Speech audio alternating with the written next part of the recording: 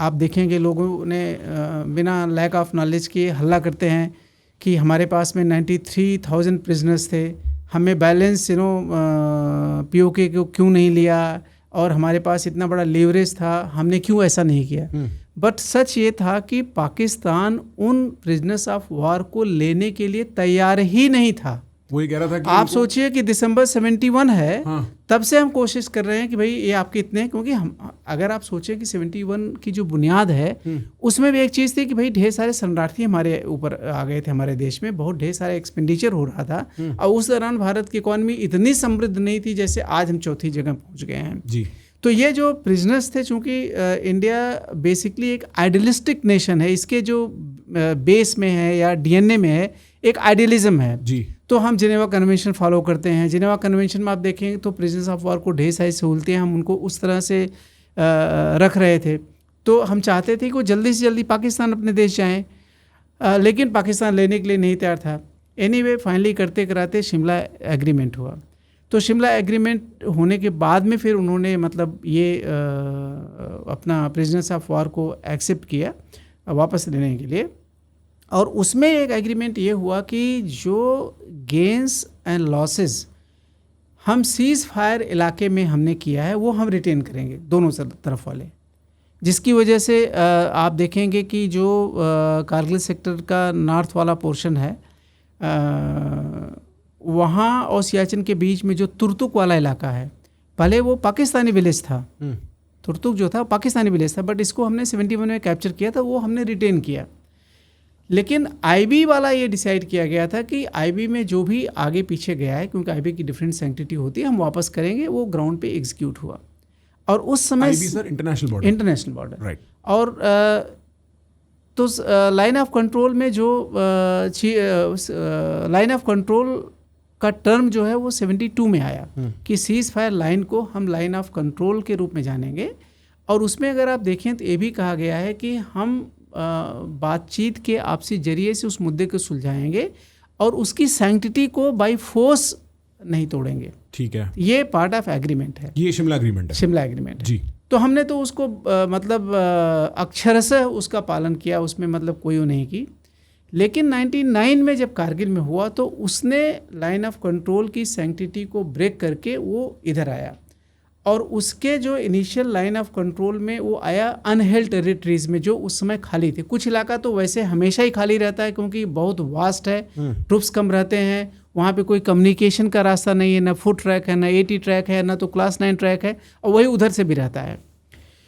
तो अनहेल्ड टेरिटरी में मेरे ख्याल से उसका आना फरवरी मार्च से शुरू हो गया था, लेकिन उसके बारे में हमको पता चला काफ़ी लेट, अप्रैल के फर्स्ट वीक में, जहाँ पर वहाँ पे क्या होता है, शेफर्ड्स होते हैं जो इन हाई रीचेस पे अपनी जो भेड़ें होते हैं उनको चराने के लिए जाते हैं, क्योंकि वहाँ पे बीच बीच में कहीं कहीं पानी होता है या बर्फ़ पिघली होती है तो वहाँ पे ग्रास वगैरह उगी रहती है, तो उसके लिए वो जाते हैं। तो वहाँ पर बटालिक सेक्टर में क्योंकि कारगिल सेक्टर में उस समय जो ब्रिगेड का एरिया था काफ़ी बड़ा था, जो जिला पास क्रॉस करके वहीं से शुरू होता था।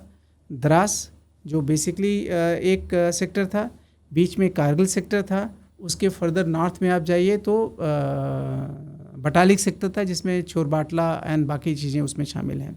तो ये बटालिक सेक्टर जो है जहाँ के थ्रू एक्चुअली इंडस रिवर भी फ्लो करती है इंडिया से पाकिस्तान में, उस इलाके के जी पहाड़ी में जो शेफर्ड गया था उसने आकर के वहाँ पे यूनिट को खबर दी कि कुछ लोग काली ड्रेस में देखे गए हैं और वो इस यहाँ के नहीं लगते हैं। तो उसके बाद फिर पेट्रोल जाना शुरू हुआ कि भाई देखिए वहाँ पर कि कौन लोग हैं, क्या लोग हैं। बट अभी भी इस स्थिति में कि ये पाकिस्तानीज आ गए हैं ऐसा कोई सोचना नहीं था, मतलब कोई आदमी इस चीज़ को ये मेंटल मेकअप में नहीं था। तो कारगिल की फेलिंग के जो मेरी पर्सनल एनालिसिस है ये प्रिडोमिनेंटली ये है कि हमारी जो टीचिंग एंड अप्रिसिएशन है वो इस तरह के थ्रेट को रिकॉग्नाइज नहीं करती थी, ऐसा हो सकता है। तो ऐसा हुआ तो हमको सरप्राइज़ हुआ। तो एनीवे वहाँ पे पेट्रोल प्रोबिंग के लिए कुछ इन्फॉर्मेशन मिली, कुछ नहीं हुई। बट चूंकि ये ऐसी जगह में था जहाँ पे खाली जगहें थी, तो फिर ये हुआ भाई हमने बाकी भी जहाँ जगह खाली की हुई है वहाँ पर देखते हैं वहाँ पर कुछ ऐसा तो नहीं है।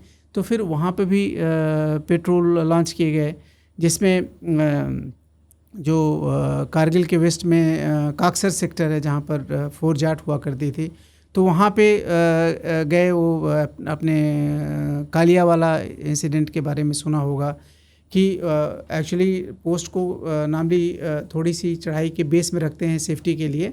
तो जब वहाँ पे गए तो उसके तीनों ओर पाकिस्तानी आ गए थे, तो वहाँ पे उनको तीनों तरफ से घेर लिया और फायरिंग हुई। जो वेपन्स फायर किया, बाकी वो कैप्चर करके ले गए। बाद में उनकी बॉडी को म्यूटिलेट करके उन्होंने भेजा वहाँ पे कारगिल में। और इस तरह से मतलब जो 1-2 पेट्रोल शुरुआती में गए उसमें हमको नुकसान भी हुआ, क्योंकि हम केवल जगह को और क्या संभावना है उसकी तलाश कर रहे थे, और सही मायने में वहाँ पूरे पाकिस्तानी बैठे थे।